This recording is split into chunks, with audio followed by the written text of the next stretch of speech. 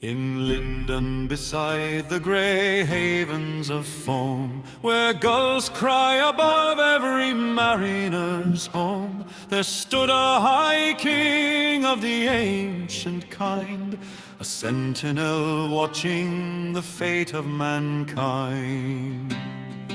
Gil-galad, the radiant lord of the shore, heir to the glory of ages before, his banner of sapphire with starlight was sown, the last of the Noldor to sit on the throne.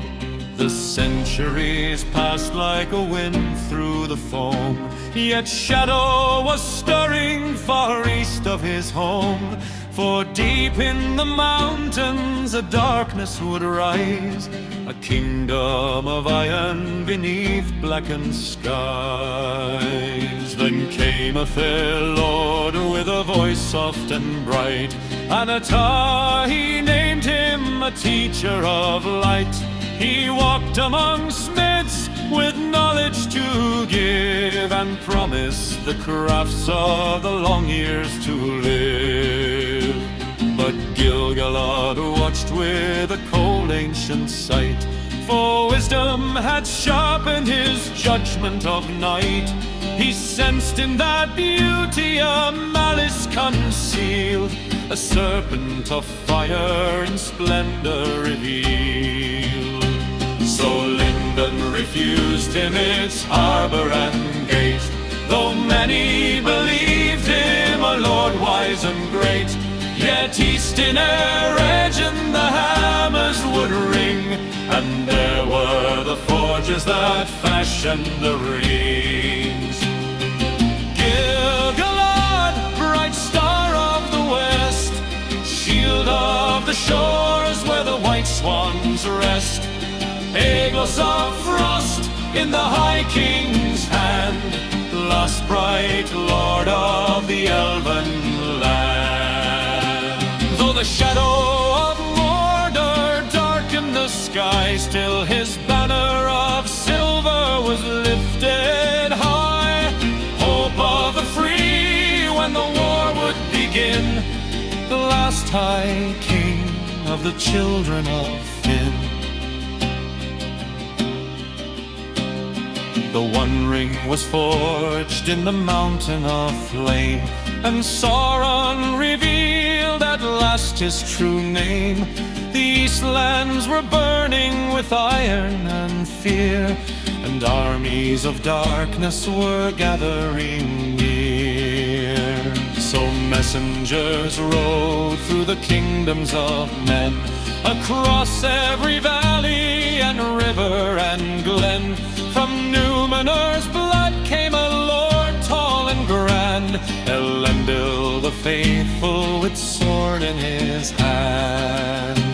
Together they swore by the starlight above, to stand for the world and the peoples they love. Thus Elves and the Edding in glory aligned, to challenge the terror that threatened all kind. Gil-galad, bright star of the west, guardian crowned in the armor of rest, Aeglos blazing cold and pale, spear of the Noldor that would not fail. Through Daggerland's fire and the thunder of war, they marched to the shadow of Barad-dûr. Hope of the free when the war would begin, the last high king of the children of Finn.